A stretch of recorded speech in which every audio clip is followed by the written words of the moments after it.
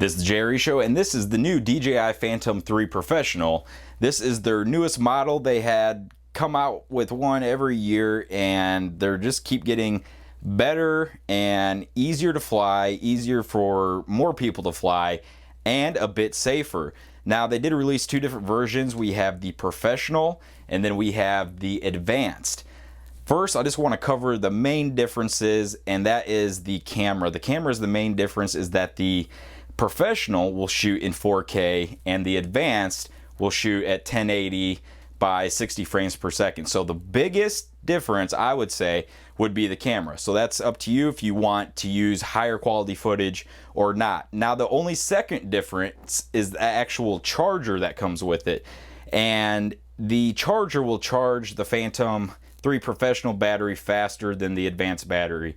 So it's about 30 minutes compared to, I'm not exactly sure on the Advanced, because the Professional has a 100-watt charger and the Advanced has a 37-watt charger. So pretty big difference there. All right, real quick, let's take a look what comes in the box. We do have a set of directions and a quick start guide. Everything you need to know is in this box right here. Go ahead, read through it, and you'll be flying in no time. Next, we have the Phantom itself, and we have the gold around the Professional. The stickers are already on there. They're just stickers, just like the last ones, but they do come with other stickers if you want to change them to pink or red. You can always customize that later. And then we have the new updated transmitter. We do have the new charger. This is the 100 watts, 17.4 volts. And then we have a little accessory box. This will come with like your wrench that will undo your propellers. Usually I don't even need to use that, but you just have it. Then we have the DJI branded propeller bag with 8 propellers. That's pretty cool. They give you this little bag just to protect your propellers. It's, you know, it's branded DJI, and then you got propellers inside. All the propellers now they're wrapped. The last ones I got were not wrapped. They're wrapped at the joint, and then you just unwrap them. So that's nice that I guess they keep them from stuff getting in the threads. And also a new feature that I've noticed is that before the Phantom starts up, the motor's rev, it'll go vroom vroom like that, and I think that's just making sure the props are tight. The DJI Phantom 2 did not do that, I don't believe. Okay, and last but not least, we have the battery. The battery on the Professional and the Advanced is a new battery. It will not work with the previous generation, and that's a bummer because there's a lot out there. They're at reasonable prices. They come down from, what, $140. Now you can get them for around $110. But they do have new battery. It is 4,480 milliamp hours, 15.2 volts, and it does fly about 20 minutes or so, just depending on how aggressively you're flying it. And the motors have been upgraded, and you can tell, I could tell a noticeable difference when flying the previous Phantom 2 and then flying this one. This one flies more aggressive, I feel, and it flies a little bit more aggressive. I'll leave it at that. Okay, so let's talk about the camera. The camera is where it really shines. I think that's where I decided to make the switch between switching with using the GoPro on the Phantom 2 and then just using their new built-in 4K camera. For one, the camera is a lot smaller than the GoPro camera. It's surprisingly small. I don't know why they didn't make it a little bigger, and they could have maybe made some like increase the bit rate and things like that, but it is very tiny and it shoots 4K. And it is they got rid of the fisheye effect. A lot of people call it distortion. It makes like the horizon line curved. It makes it look like you're on an actual planet. So this one completely makes the horizon line flat. You no longer need to worry about the fisheye effect. Some people love the fisheye effect. I think it's used, if it's used in the right way, it can look really good. But this is, I think it's equivalent to a 20 or 25 millimeter. It is a f.28, and this camera they provide when you have your iPad or your whatever tablet you're going to be using that's compatible with this. They give you the options for this camera like it's in your hands. It is totally awesome. You can adjust the shutter speed, you can adjust the ISO, and that's all built in on the transmitter. So you don't even have to go and put your fingers on the tablet. It works from the transmitter, it's connected, and you watch it happen right on your tablet. It's absolutely awesome. The controls, how they did it, they really set this up so you could get some professional shots with the DJI Phantom 3 Professional. Now let's talk about shutter speed. Shutter speed on this, we can slow shutter speed down to 8 seconds. This has the new gimbal on it. It can stay, they gave it 8 seconds for this thing to hover and take a picture. I've seen some pretty amazing night shots captured with this. I haven't really experimented too much with that, but if that can capture like some of the things that they were showing, that would be amazing. In addition to the shutter, we can adjust the ISO, and we also have a burst mode. We can do a burst mode of 3, 5, and 7 for action shots. They even have a time-lapse mode, so you can basically hold this in the air for 20 minutes and grab a time lapse of maybe the river or something, barges going down the river. So that's really neat, and it's got tons of functions, and I'll show you that here in just one second. But as for the recording, we have 4096 by 2060p, and we can do that at 24 or 25 frames per second. That's kind of what cinema, movie quality, and just a lot of people like that, especially when you're flying, getting aerial footage. It looks amazing. And then the next 4K we have is 3840 by 2160, and there we have it at 24, 25, or 30 frames per second. So we can move down from there. We can go down to 1920 by 1080, and then we have 24 up to 60 frames per second. So 60 frames per second is the most we're going to get out of this. It would have been nice if they would have hit 120 or even 240, but 60 frames per second will work for now. Okay, so quickly I want to go ahead and take a look around the quadcopter itself, just kind of show you around. Here at the bottom we do have the camera. This does come with a gimbal lock. It's a plastic piece. It would just slide in the side. That will hold your gimbal nice and steady, especially when you're traveling. And then we have these rubber pieces. These are very thin, actually. They're surprisingly thin compared to the last one. We have these, and the gimbal came hooked up, everything. It was ready to go right out of the box. But we have these plastic feet here, and that will make sure that if you do wreck, that the gimbal won't come off. And here we have this is nothing new really right here, but we have a micro USB port there on the front. Then we have the Phantom Professional right there, and it's just, I think, a plastic kind of curved piece there. We flip it over here on the bottom. These are new. You know what these are? These are actually sensor. These are for, it's called their Vision Positioning System. So this works, actually they use this, and it's been around for a while. They use it in like submarines and stuff. If you ever hear like those noises and submarines sound underwater, it's like boop, boop. Well, that's what this does, so that way you can fly this inside. You could fly it inside before, but this now, with the pulses or whatever they're called, they'll radiate, come back to it, and it will hold its position inside. So that's pretty sweet. And we do have a barometer. I believe it's located right there, and that will help you if you have patterns on the ground. They say you can go over grass at a certain altitude, you can go over water, anything that has patterns like that, like sand or anything that's solid, one color dirt, but you just don't want to be rolling over things that's going to be like reflecting or creating reflections around the back, maybe like a tunnel, things like that. That would not be good.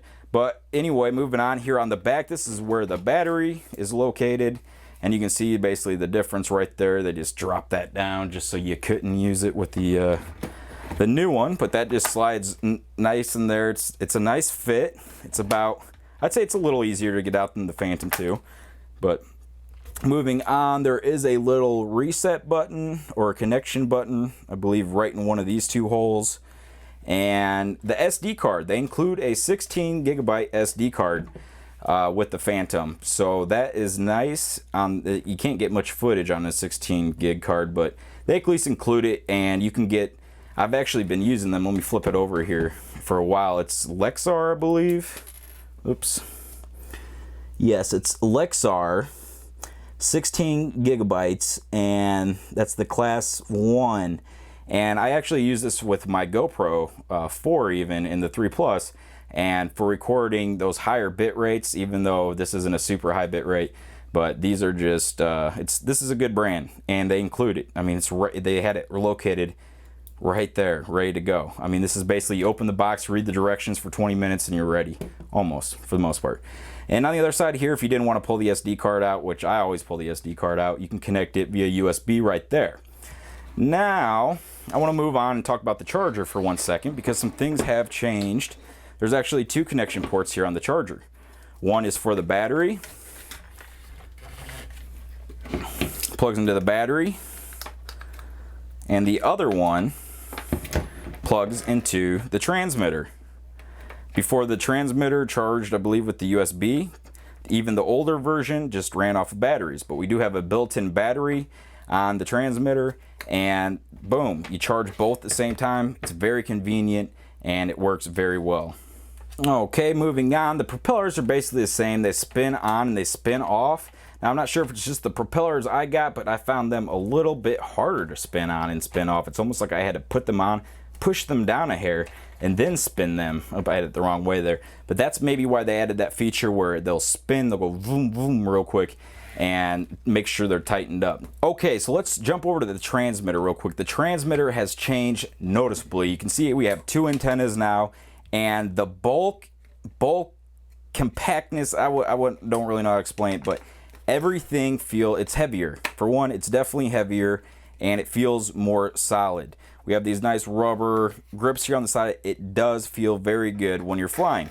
Now we have this came attached on it, and this is where you put your tablet, and it's pretty sweet. You push this button, it works really good.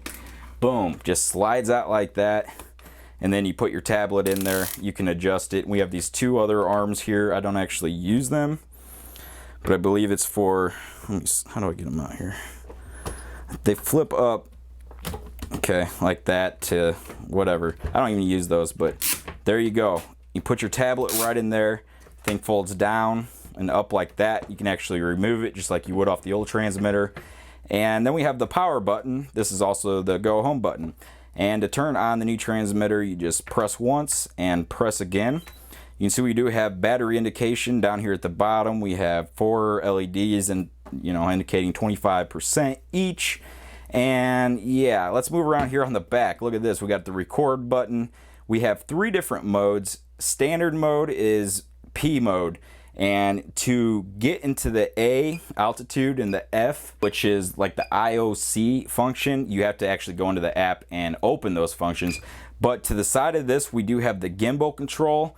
And this Gimbal Control, you would have to actually, it goes down, goes up. You have to go and hold it down and then hold it up. And you control the gimbal controls just like you did on the last one. Actually, you can do it right from the app, and I can't wait to jump into the app because I think you're really gonna like it. But over here on the right side, this is actually the shutter for the camera right there. And then if we push in, it will go through the ISO. So I mean, it's just really neat. This is your picture button. We have a playback button. You can play back video that you just took while your Phantom is still flying. Totally awesome. We have the home button there. Then on the back, we have these two, C1 and C2, and these are programmable buttons. I'm not going to talk about those because I'm not sure what I'm going to program with them yet. On the back here, we do have the USB. The USB is where you would connect your device to. So I have an iPad. I'd use my lightning cord. I'd plug it in via USB and then plug it into the iPad. And then next to that, we just have a micro USB as well. And these antennas, they fold up and down. They're nice. They're kind of cool. They're white, flat. They look pretty slick though. So then we have the steel bar there on the back. So that is the transmitter. Let's go ahead, grab the iPad and go through the app. Okay, so let's burn through this app really quick. It is a very powerful app. This is the first time I've really used the app. This is the first time I've used like a tablet or anything like that. I'd never used the Vision. So all of it was pretty exciting to me, and it's really new, and it's really cool, I should say. Yeah, it's really cool, and there's some updates that I know that are just for the Phantom 3, but I'm going to tell you right now, this thing is set up for photography and videography, and the display is just amazing. So what I've done there, I just connected my iPad to the mounting thing, plugged it into the back, and now I'm going to go ahead and turn on the Phantom.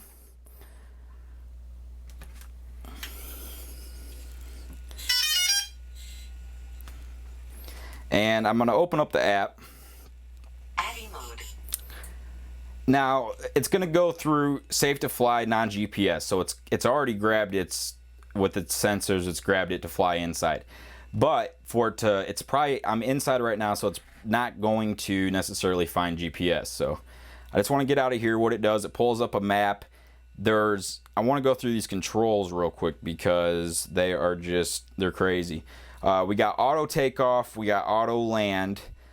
We can see the battery percentage life. We can go in and change the camera settings. The camera settings are, well, it's on auto now, but with these buttons, watch, I'm not even touching the iPad. Right there from the transmitter. And look, I want to control the ISO. Let's turn the ISO all the way up. 1600 ISO, 3200, 3200. And then we can go, let me see how I get to shutter speed. Shutter speed is, there's 640, 500, 400. We can slow it all the way down, or speed it all the way up to 1000, or slow it all the way down 25. This is how we switch between picture and video mode, and you can actually take pictures while you're doing video. And the coolest thing is you can watch the videos. Let me just take a quick video. So record one. Okay, it's gonna record for 2 seconds. Press stop. Now I can go back here and I can press play, and I watch the video. Still as my quadcopter is flying through the air, so I wouldn't suggest doing this, but if you wanted someone else to check your footage or something like that. So let me go ahead, go back here. But when you're flying with this, you can see the height, you can see the distance. I mean, everything for the camera. We can switch through here if we want to switch in midair. We don't have to, take the quadcopter down. We just pick, okay, I want to shoot 4K. What 4K you want to shoot. Let's do the 380/40 by 2160, 30 frames per second. And yeah, we have a color option. We can go through, we can go black and white, vivid, setting the tones just like cameras have special effects. We have the options to do that. And also up here, you get to see everything you're shooting in ISO 100, 1/30th of a second, negative 2.0, 34. What is that? Is that how much recording time I have left? Also talk about record time. You can format your SD card right from the quadcopter, or right from the iPad as well. So it's all really neat technology. And there's different settings I can get into if I were to go home. There's director. I think I can edit my footage right here. Maybe not. My works. If we go up to my works, there's just so much to say about this. I just want to do a general overview, and I've already talked a little bit more than I wanted, but my initial thoughts and opinion, if you're looking to get into aerial photography or videography, this is where I would start, because the camera, everything's built in here. Everything is good to go literally out of the box. It's amazing software, it's amazing technology, and it shoots amazing aerial video. So that's the DJI Phantom 3. I'm gonna go ahead and wrap it up there. I'm gonna do lots of other videos on this though, and show off other things as I discover them and learn to use them. So that's that, and thanks for watching.